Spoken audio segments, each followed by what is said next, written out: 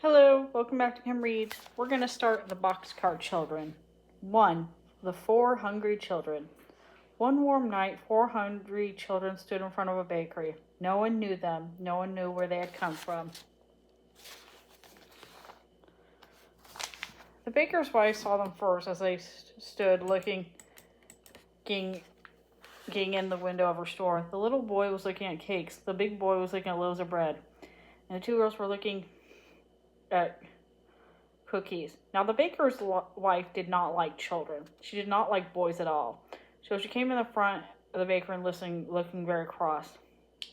The cake is good, Jessie, the little boy said. He was about 5 years old. Yes, Benny, said the big girl, but bread is better for you, isn't it, Henry? Oh, yes, said Henry. We must have some bread, and the cake is not very good for Benny and Violet. I like bread best anyway, said Violet. She was about 10 years old. She had pretty brown hair and brown eyes. That's just like you, Violet, said Henry, smiling her. Let's go to the bakery. Maybe it will let us stay here for the night. The baker's wife looked at them as they came in. I want 3 loaves of bread, please, said Jessie. She smiled politely at the woman, but the woman did not smile. She looked at Henry as he put his hand in his pocket for the money. She looked cross, but she sold him the bread. Jessie was looking around, too. She saw a long red bench under each window of the bakery. The benches had flat red pillows on them. Will you let us stay here for the night? Jessie asked. We could sleep on the benches, and tomorrow we would help you wash the dishes and do things for you. Now, the woman liked this. She did not like to wash dishes very well. She would like to have the big boy help her with the work. Where are your mother and father? She asked. They are dead, said Henry. We have a grandfather in Greenfield, but we don't like him, said Benny. Jessie put her hand over the little boy's mouth before he could say more. Oh, Benny, keep still, she said. Why don't you like your grandfather? Asked the woman. He is our father's father, and he didn't like our mother, said Henry, so we don't think he would like us. We're afraid he would be mean to us. Did you ever see him? Asked the woman. No, answered Henry. Then why do you think he would be mean to you? Asked the woman. Well, he never came to see us, said Henry. He doesn't like us at all. Well, where did you live before you came here? Asked the woman, but not one of the 4 children would tell her. We'll get along all right, said Jessie. See, we want to stay here only for one night. You may stay here tonight, said the woman at last, and tomorrow we'll see what we can do.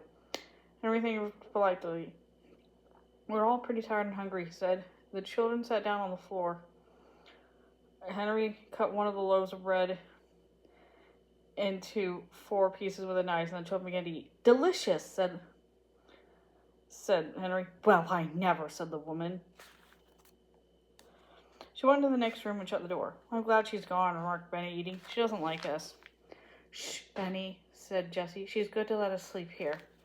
After supper, the children lay down on the red benches, and Violet and Benny soon went to sleep. But Jessie and Henry could hear the woman talking to the baker. She said, I'll keep the 3 older children. They can help me, but the little boy must go to the children's home. He's too little. I cannot take care of him.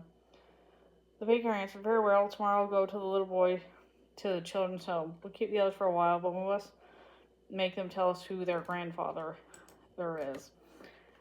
Jessie and Henry waited until the baker and his wife had gone to bed. Then they sat in the dark. Oh, Henry, whispered Jessie, let's run away from here. Yes, indeed, said Henry. We'll never let Benny go to a children's home. Never, never. We must be far away by morning or they'll find us. But we must not leave any of our things here. Jessie sat still, thinking. Our clothes and a cake of soap and towels are in the laundry bag, she said.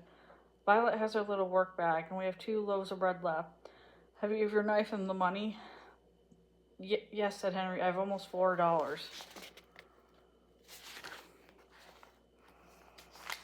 You must carry Benny, said Jessie.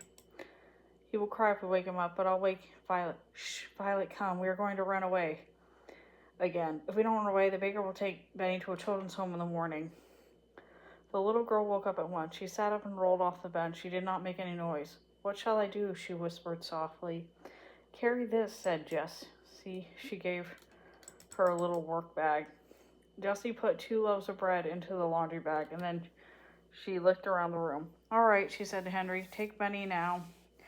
Henry took Benny in his arms and carried him to the door of the bakery. Jessie took the laundry bag and opened the door very softly. All the children went quietly. They did not say a word. Jessie shut the door and they all listened. Everything was quiet, so the 4 children went down the street. And that's the end of that chapter. See you later.